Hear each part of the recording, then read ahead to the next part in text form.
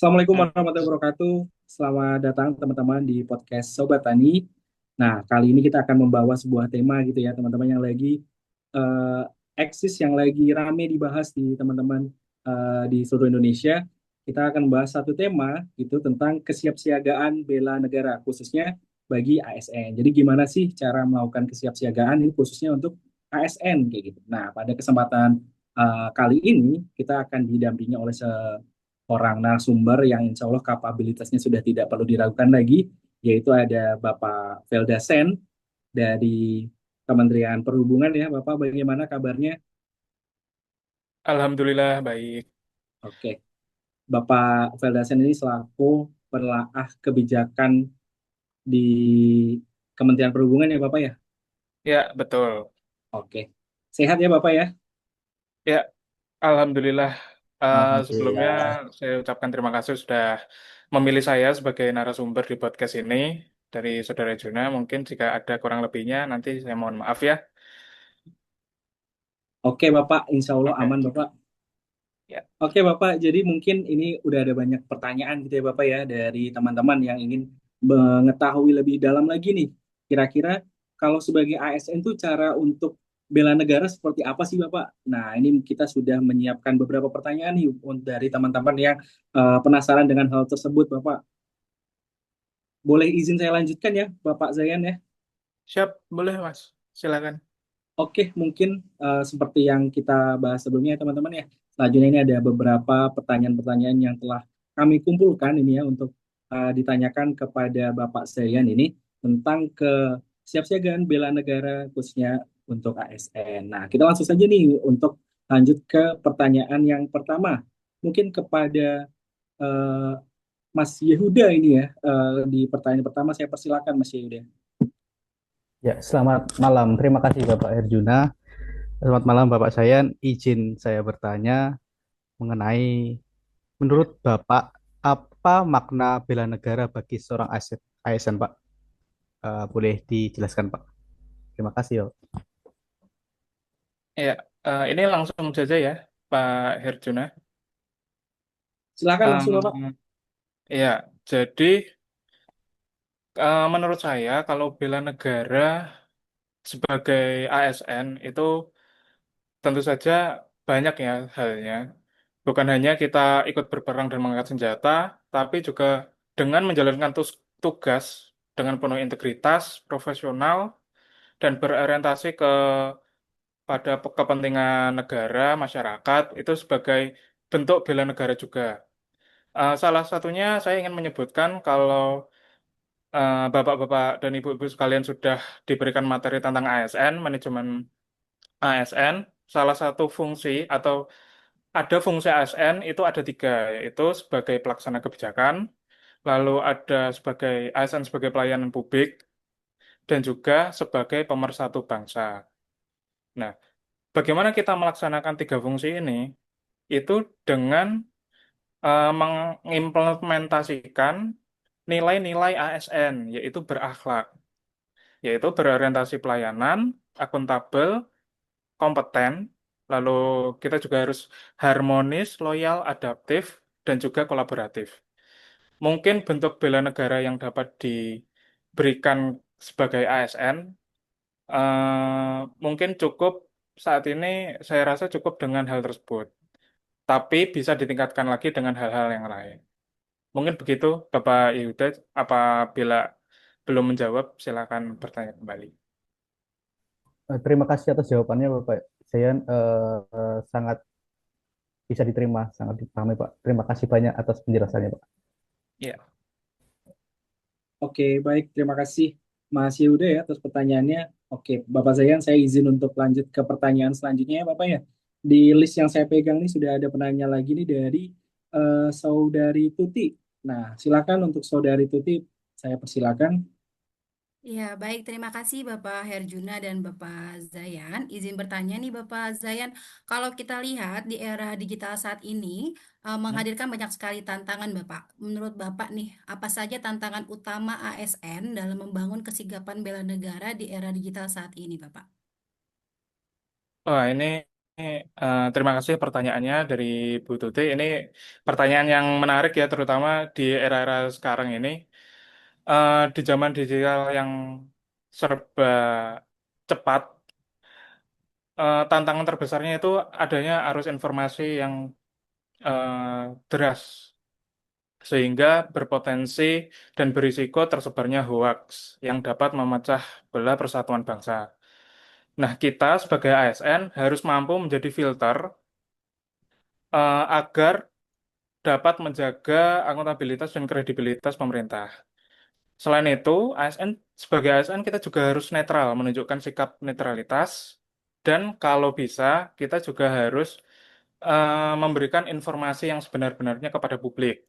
Dengan contohnya, mungkin sempat beredar isu-isu yang sudah terjadi beberapa hari ini atau yang lalu-lalu itu terkait video Menteri Keuangan sebelumnya yang menyatakan kalau guru itu sebagai beban negara.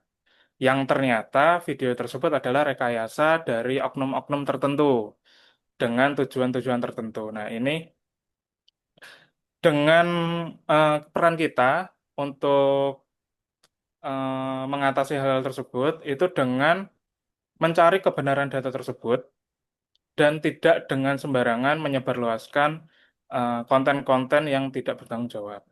Lalu kalau bisa, sebisa mungkin kita memberikan edukasi kepada masyarakat, baik secara langsung maupun melalui media sosial. Mungkin itu Ibu Tuti jawaban dari saya. Maaf Bu Mohon Tuti, maaf, saya masih masih unmute. ya. Ya, terima kasih banyak Bapak atas jawabannya. Saya sangat sepakat ya, karena hoaks dan ujaran kebencian bisa lebih berbahaya daripada ancaman fisik ya, jika tidak Ya, ditangani dengan baik. Sehingga peran kita sebagai ASN yang netral dan sebagai filter juga di sini memang sangat diperlukan. Baik, terima kasih ya, Bapak. ya, betul sekali. Terima kasih kembali. Baik, Bapak saya izin lanjut ya Bapak untuk pertanyaan yang ketiga. Ini sudah datang dari penanya atas nama Saudari Iswara, seperti itu ya. Mungkin kepada penanya saya langsung persilakan. Baik, terima kasih. Sebelumnya izin bertanya, Pak. Lalu bagaimana nih, Pak, peran ASN Hmm? dalam menanamkan semangat bela negara di lingkungan kerja maupun di lingkungan masyarakat sekitar, seperti itu, Pak? Ya, izin menjawab Bu Iswara dan Pak Arjuna. Bagaimana kita menanamkan semangat bela negara di lingkungan, baik lingkungan masyarakat maupun lingkungan kerja. Nah, ASN itu harus bisa menjadi contoh atau tauladan bagi masyarakat maupun rekan kerjanya sendiri. Contohnya, misalnya dengan menunjukkan etos kerja yang tinggi, taat terhadap aturan, baik aturan di masyarakat maupun di pemerintah, transparan, dan juga memberikan pelayanan yang profesional dengan sepenuh hati. Dengan begitu, eh, masyarakat itu dapat melihat kalau negara bisa hadir melalui sikap dan kerja ASN. Lalu kita juga dapat aktif mengedukasi masyarakat tentang pentingnya persatuan, toleransi, serta pentingnya menaati hukum. Lalu selain itu, kita selain kegiatan-kegiatan yang normatif ya, seperti mm, memberikan sosialisasi terkait kepatuhan hukum, kita juga dapat meningkatkan bela negara dengan menyemarakkan hari-hari nasional di tempat tinggal domisili masing-masing. Saya yakin rekan-rekan ini terbagi jadi banyak unit kerja. Eh, Mungkin dengan menyemarakkan hari-hari nasional di tempat domisili masing-masing, dapat meningkatkan rasa cinta tanah air yang pada akhirnya masyarakat akan eh, memunculkan semangat bela negara dengan sendirinya.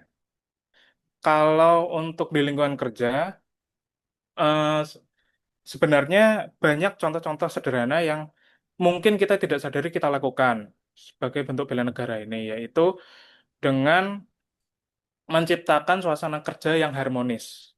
Kenapa demikian? Karena dengan lingkungan kerja yang harmonis diharapkan dapat menciptakan atau meningkatkan kualitas pelayanan, kualitas akuntabilitas kinerja, serta yang lebih utama lagi dapat menciptakan kebijakan-kebijakan yang efektif dengan tetap berorientasi untuk kesejahteraan masyarakat. Mungkin itu Bu Iswara. Terima kasih.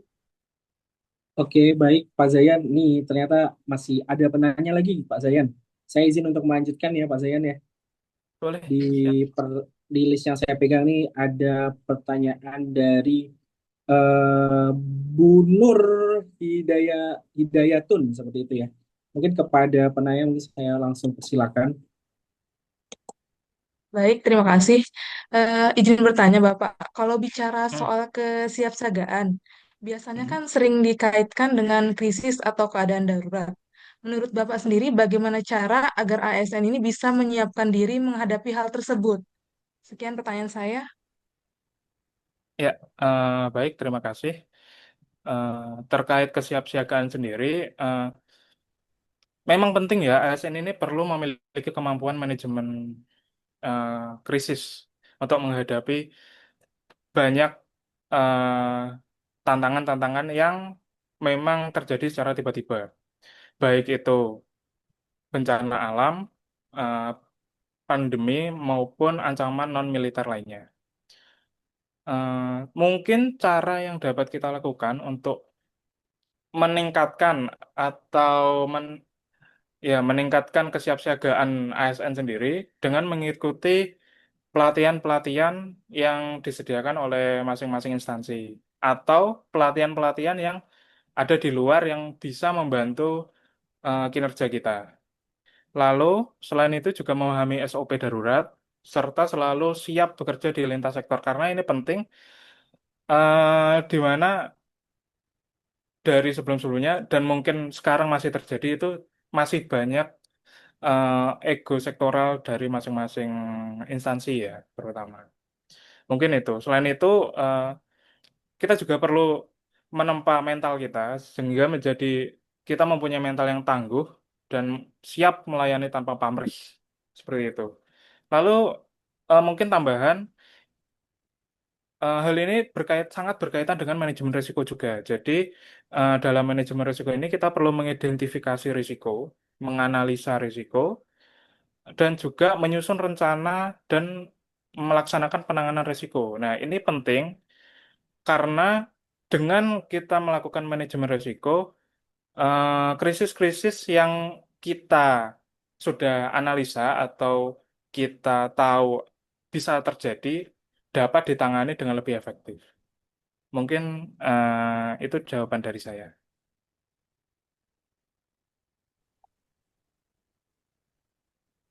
Oke, Ya. baik terima Terima kasih, kasih. Bapak. Terima kasih Bu Nur ya untuk pertanyaan dan kebetulan Pak Zayan itu tadi pertanyaan terakhir seperti itu ya Pak Zayan ya. Ya. Dari teman-teman yang telah pertanyaan dari teman-teman yang telah kita tampung gitu. Mungkin ini sebagai penutup ya Pak Zayan ya. Saya izin untuk menanyakan satu hal gitu ya untuk Pak Zayan. Nah, kalau dari pandangan Pak Zayan sendiri ini ya, ada nggak sih Pak saran gitu ya Pak untuk generasi ASN ya khususnya ASN yang muda ini Hmm. agar selalu siap dalam bela negara itu seperti apa ya Pak? Dan di pandangan Pak Zayan ini mungkin sebagai penutup juga Pak.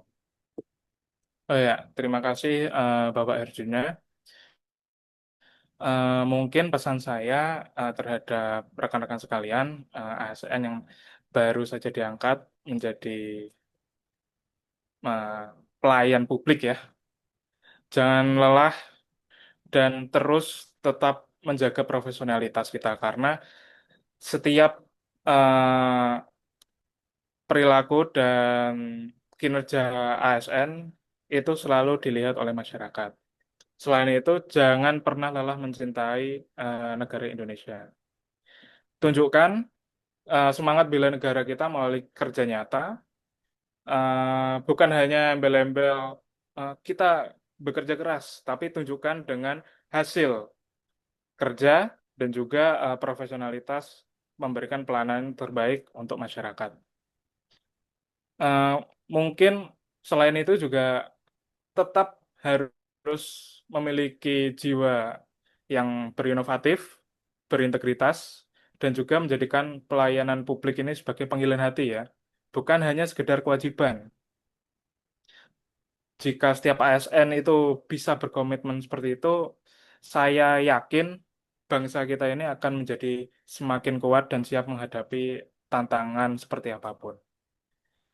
Mungkin itu Bapak Herjuna untuk pesan-pesan dari saya sampaikan tetap semangat mengikuti pelatihan Latsar ini. Apabila ada yang bisa saya bantu, silakan jangan sungkan-sungkan menghubungi saya, Pak Herjuna ya. Baik, terima kasih Bapak. Terima kasih juga atas pesan yang telah diberikan ya. Semoga pesan-pesan dari Bapak ini bisa menjadikan kami lebih bersemangat seperti itu, dan juga pendengar dari podcast Sobat Tani ini seperti itu. Nah, mungkin sebelum kita live ya Bapak ya, saya izin untuk dokumentasi mungkin ya, dokumentasi pertama kepada teman-teman penanya juga saya persilakan untuk on cam kembali karena kita akan coba untuk dokumentasi seperti itu ya. Nah, dokumentasi nanti akan dipandu oleh saya selaku host di hitungan ketiga seperti itu ya. Baik, mungkin kita bisa mulai. 1, 2, 3. Lagi satu kali lagi mohon izin Bapak. 1, 2, 3. Izin satu kali lagi. 1, 2, 3. Baik, mungkin dengan dilakukannya sesi foto bersama ini juga sekaligus mengakhiri dari sesi podcast kita pada hari ini, teman-teman ya, khususnya dengan tema kesiapsiagaan bela negara bagi ASN. Baik, sampai jumpa di podcast-podcast Sobat Tani selanjutnya.